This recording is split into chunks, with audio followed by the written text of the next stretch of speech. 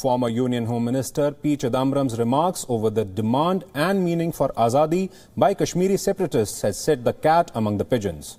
The BJP has slammed the Congress for echoing the line of the separatists, while the Congress has distanced itself from P. Chidambaram's remark. Here is a report.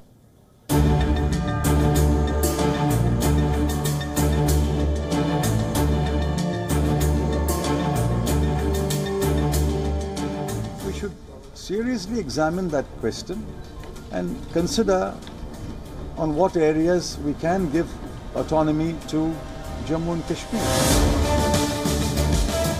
With this statement, former Union Home Minister P. Chidambaram attacked the appointment of former Intelligence Bureau Chief Dineshwar Sharma as interlocutor on the Jammu and Kashmir issue. Questioning his mandate to bring peace to the Kashmir Valley, Chidambaram contended that the appointment was nothing more than a diversionary tactic. The BJP's response has been swift and sharp. Addressing party workers in Bengaluru, Prime Minister Narendra Modi hit back at the Congress, saying it was speaking the language of separatists. जो कल तक सत्ता में बैठे थे, वो आज अचानक यू-टर्न ले ले और बेशर्मी के साथ बयान करे। कश्मीर की आजादी के साथ अपना स्वर मिला दे। The Congress, for its part, is in damage control mode, terming the worsening situation in Kashmir and the increasing instance of stone pelting.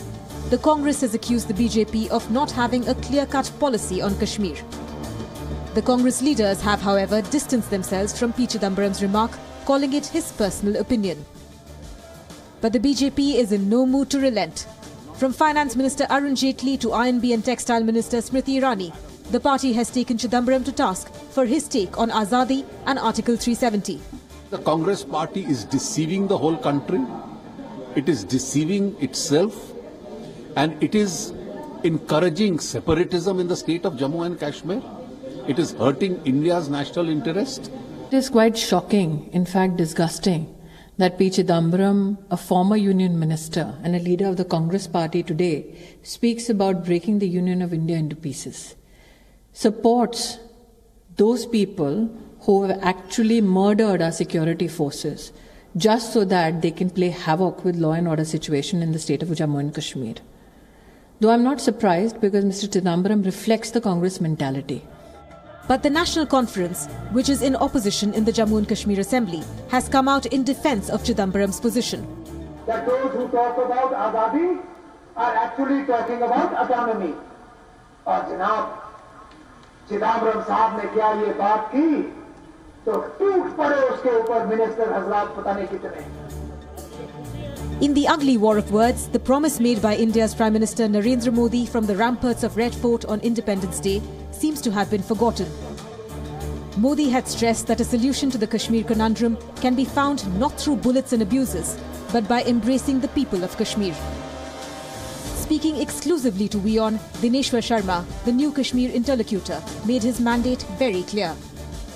He has said that I should talk to them, and embracing Kashmiris is the objective of this government.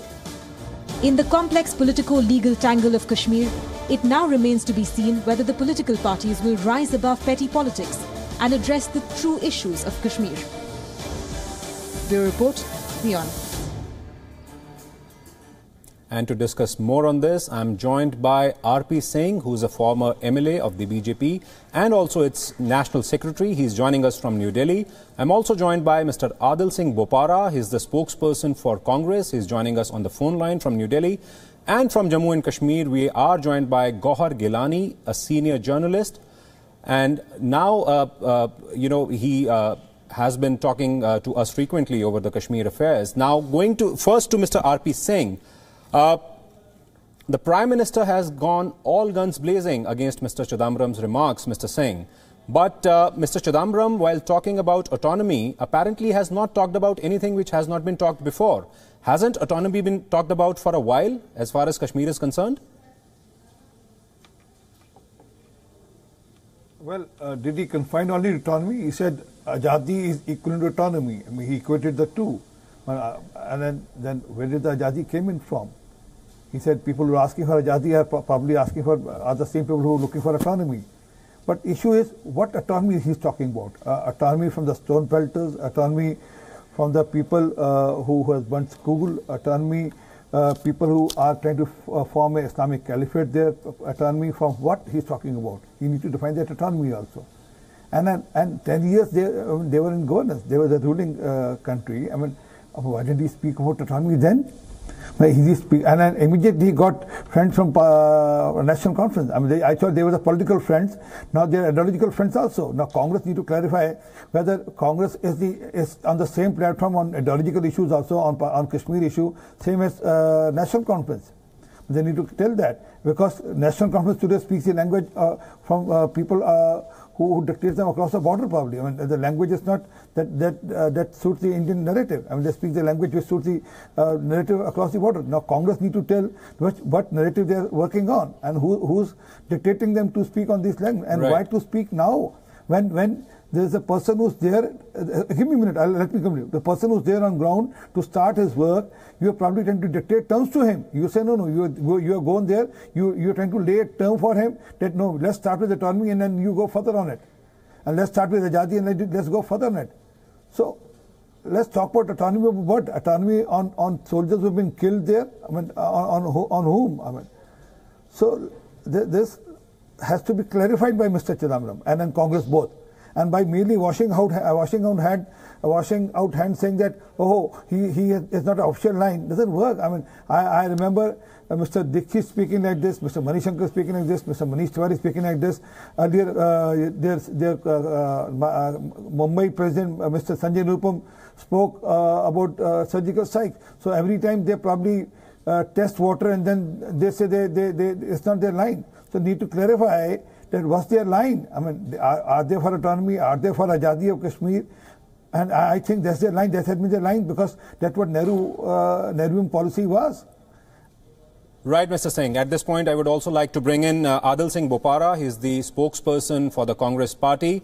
Mr. Bopara, the BJP is saying that the Congress needs to clearly state its position.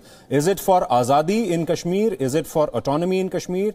Now we also are given to understand that the Congress party is distancing itself from Mr. Chidambaram's remarks and is saying that these are remarks made in his individual capacity. What does the party have to say on this? Well, Raghavendraji, it's quite unfortunate that the Prime Minister is trying to distort what Mr. Chidambaram said. And now let me for once set the record straight. All what Mr. Chidambaram had said was that based on his interactions with Kashmiris, he feels that they seek greater autonomy. This is what he said. And autonomy within the framework of the Constitution of India. The BJP deliberately is not mentioning that part of his statement. Mr. Chidambaram was very clear to say that autonomy within the framework of the Constitution. That's point number one. Point number two, in parliamentary democracy, perhaps the BJP is completely ignorant about this. In parliamentary democracy, autonomy means decentralization and devolution of authority. This is point number two. Point number three, I think the BJP needs to respond when Asia Andrabi, who shared the stage with Hafiz Saeed in 2015, is their mascot for Beti Bachao campaign. Are they supportive of Asia Andrabi's conduct? What about the BJP inviting the ISI to Pathankot to inspect the airbase there? Right. What about BJP members spying for the ISI and being arrested by the ATS? I think there's a lot for the BJP to answer before they point fingers. Now, coming to the Congress party's position, we are very clear. The security approach must continue, but at the same time, you have to engage with the Kashmiris. There has to be a multi-layered and a multi-tiered engagement process with the Kashmiris because the sense of alienation and trust deficit has never been higher. Right. More than 1,000 young boys have been blinded by pellet guns. More than 300 of our security personnel have lost their lives. And it's indeed distressing for us as a responsible political party. But the problem is that the BJP's Kashmir policy is riddled with ad hocism and flip-flops. Now, I have been in several debates with Mr. R.P. Singh where he's on record said that we will not speak to the Hurriyat. Now the special representative of the union government has categorically said that Hurriyat is an equal stakeholder. Now, isn't this a U-turn by the central government on their own position? And it's also an acknowledgement that their Kashmir policy for the past 3 years has miserably failed. And when the special representative was appointed, let me make it very clear. We are all for a dialogue and a peaceful solution to the Kashmir problem. We want to win the hearts and minds of Kashmiris. But we doubt the sincerity of this government. Because for the BJP government, Kashmir is a political project. Look at their conduct in the past. Right. It's a U-turn at every curve. And I think the BJP needs to respond. And it's unfortunate. Let me tell you another thing, Raghavendra ji. Allow me to come in, Mr. Bopara. Allow me to come in. From their failures in Gujarat. 18 children have died at a government hospital because of shortage of doctors in Ahmedabad.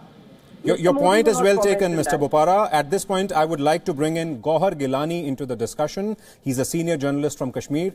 Mr. Gilani, we have often talked about a political vacuum in Kashmir and the need for a political resolution or a political dialogue.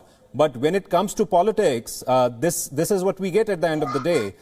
Congress and the BJP fighting over issues like autonomy, azadi, and other related things. Your thoughts, please.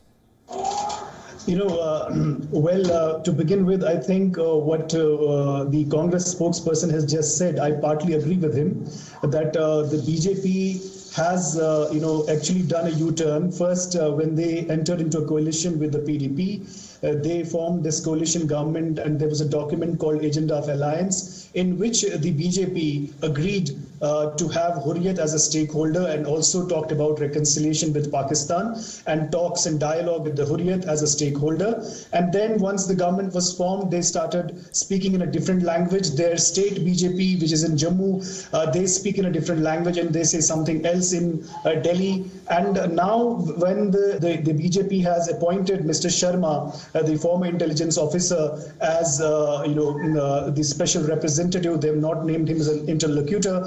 And now they are also saying that we will talk to everyone, and Hurriyat also. So he's partly right that BJP is doing these kind of U-turns and has been known. And in the earlier years, you must remember that Mr. L.K. Advani, who was then India's former deputy prime minister, he received the Hurriyat delegation in New Delhi. So these U-turns are the hallmark of the BJP, as one may like to call it. But I was very surprised when you started your program, and there was something when you said that what is Mr. Sharma's game plan.